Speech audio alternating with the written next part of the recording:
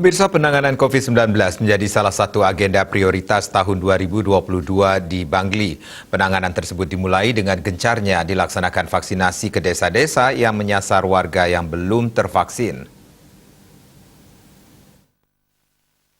Kapolres Bangli AKBP Ideo Agung Roy Marantika mengatakan cakupan pencapaian vaksin COVID-19 di Bangli sudah mengalami progres. Dimulai dari tenaga kesehatan untuk dosis 3 sudah melebihi target yakni 101,02% atau 1.784 orang.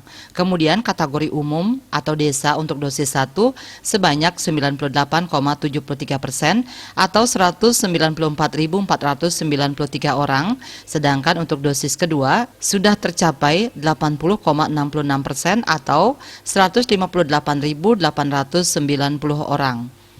Penanganan pandemi masih menjadi prioritas baik melalui vaksinasi maupun imbauan dan edukasi pada masyarakat untuk selalu patuh dengan protokol kesehatan. Kapolres juga mengaku memaksimalkan peran Babin Kamtibmas dalam upaya menekan angka kriminalitas dan perilaku menyimpang lainnya. Terlebih dalam data tahun 2021 lalu jumlah barang bukti untuk narkoba meningkat, pun kriminalitas seperti pencurian kendaraan bermotor cukup meresahkan warga.